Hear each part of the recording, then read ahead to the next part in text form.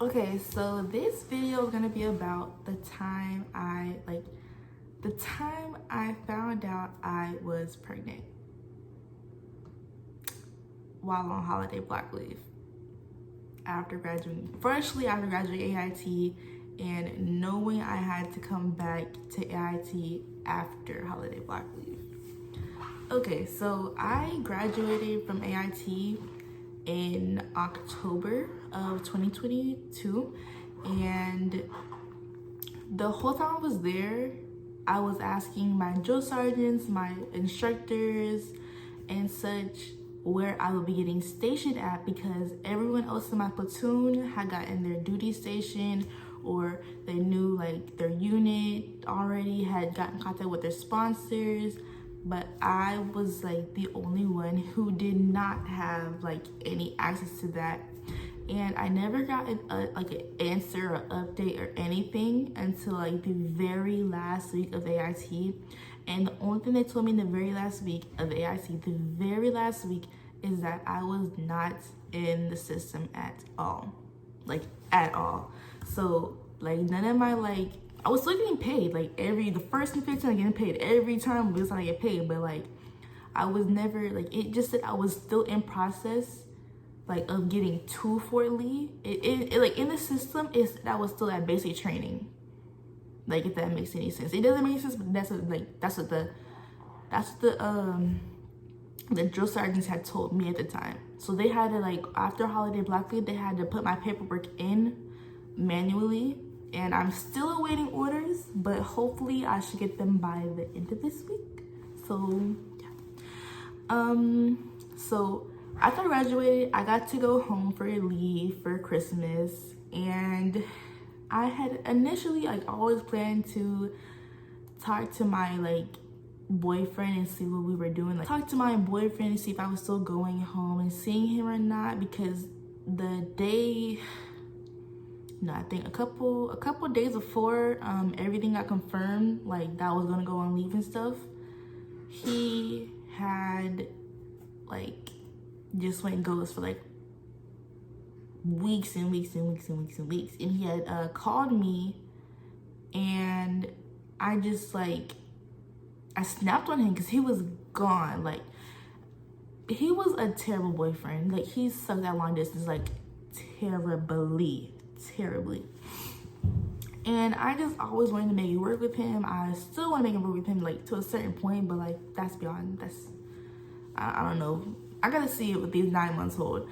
Anyway, so we say we're gonna agree to meet up, and we don't, like, plan on doing anything, like, sexual. At least I didn't. I didn't plan on doing anything sexual with him, because I was like, you're on thin ice. I just want to see you, say hello, all that good stuff. So I ended up going back home to Miami, and the next day, literally, I got there at December 17th, and then I saw him on the 18th. And on the 18th, we had went to this, like, cool little, I don't even know what it's called. Like, we had just stumbled on it. Like, we didn't plan on it. We were just in Midtown. No, we were in Wynwood. We were in Wynwood just walking around. We stumbled upon, like, a little food fair. So I was like, me being the fat as I am, I'm like, yeah, let's go to the food fair. Let's have some fun and just sit down and talk and all that stuff. We didn't talk about anything that day, like, relationship-wise. We just went, like, on a date, basically, which was kind of like, I feel like if I had talked to him about, like, the things that he had done, like, while I was gone, it would have been a really, really bad day. But it was a really good day for us, because I didn't bring up, like, the way he was treating me, type of thing. So when it's, like, time to, like, wind down and, like, go home and stuff, because it's getting dark, he offers just, like, invite me over to his house and stuff. And so we go over, I spend the night with him, we have sex and all that stuff, unprotected. And prior to this, he was telling me how he wanted to, like, try for a baby, because he was like, we just had baby fever. So he was like, I want to try for a baby. And I was like, okay, whatever. I wasn't, like, against it or for it, really, but I was like, whatever, if it happens, it happens. And so we kept like doing the same thing basically all over throughout break. And I remember, I had agreed to meet up with one of my best battle buddies, my good friends. And I was getting dressed. I got in the shower, right? And I just looked down. I was like super bloated. Like my stomach was like, it was huge. And it was like weird for me because I'm not a big person. Like I don't have like a stomach. So like when I saw my bowl, like it was like my stomach, it was like bloated, like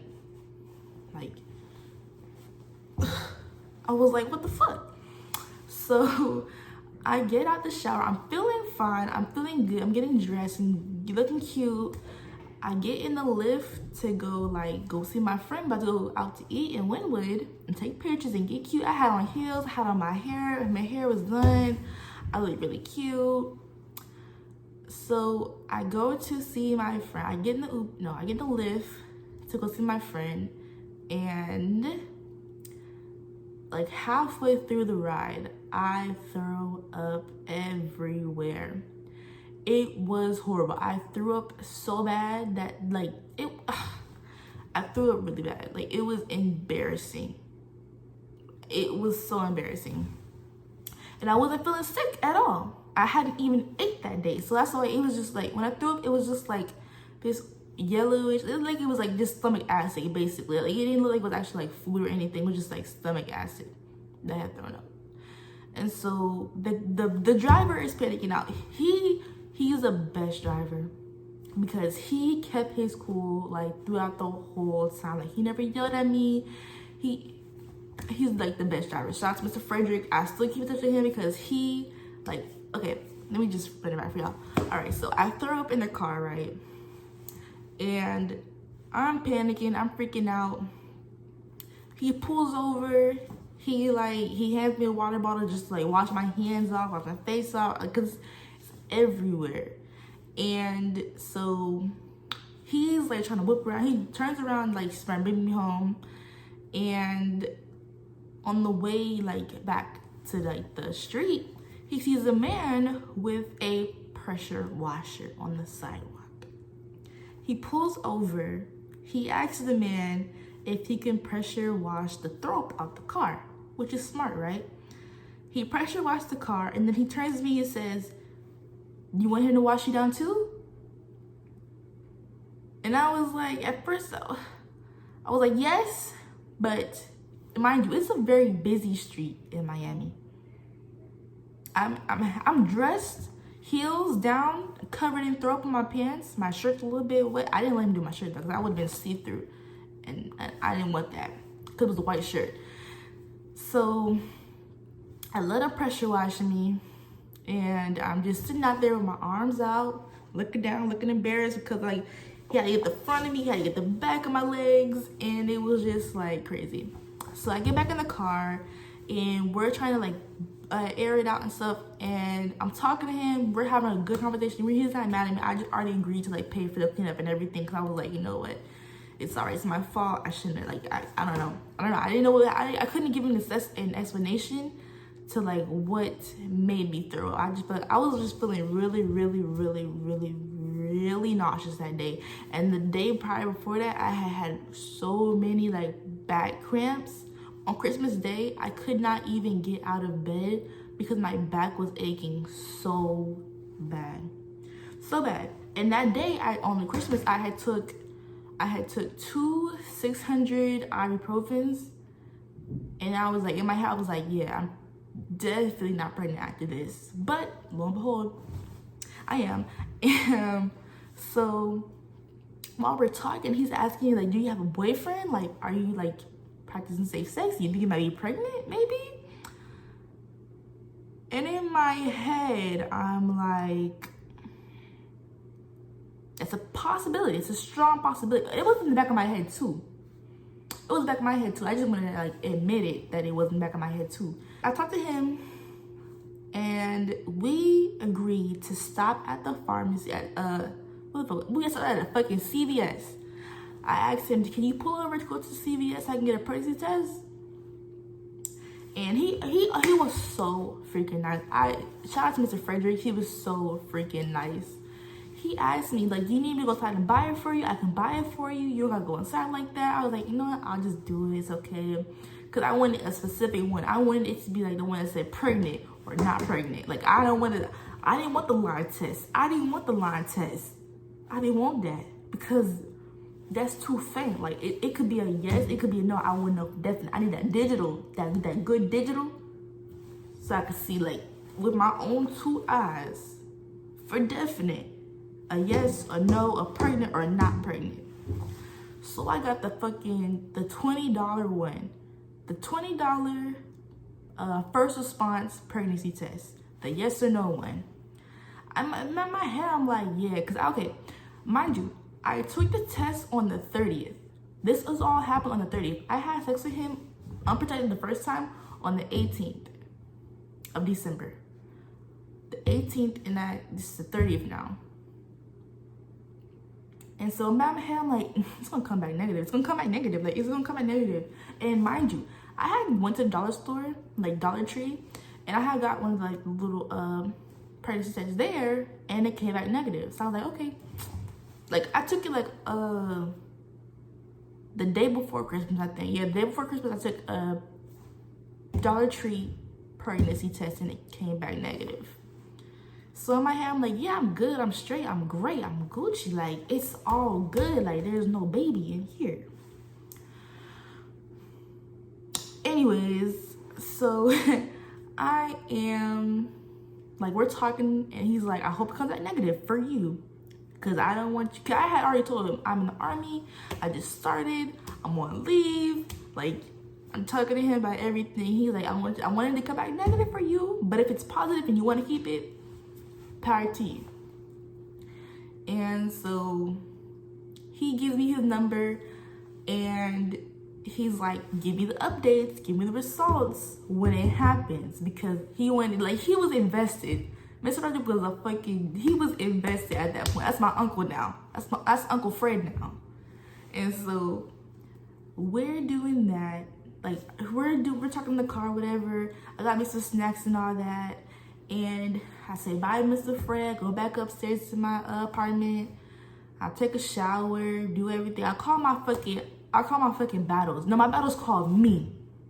Shout out to Pope, because my battles called me. She had fucking Marshall on the fucking line already talking about some. Yeah, I had told her I was gonna take a fucking pregnancy test when I got back. And she had called me right after I had got dressed and got out the shower. And it was Poke and Marshall, and I had added Proctor to the damn phone call. Just so they could see the live test. The live fucking test. Because I couldn't do it by myself. I was like, you know what, I can't. And I post everything on my story. I don't care. I like to capture memories. I like to see everything out. I like to just have everything proof. I like to have things to look back on, like, damn, this really happened, like, on that day and stuff like that. Because, you know, we never know what the outcome could be. You never know what the outcome could be. So I like to have videos and memories and all that good stuff. And so everyone is there on the call, and I was fucking terrified.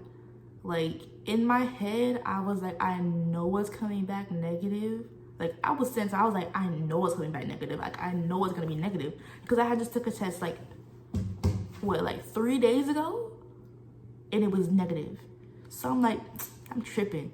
But I had bought the one with two tests. And you gotta remember, it's a digital. It's a yes or no. It's a yes or no. And so I pee on the stick,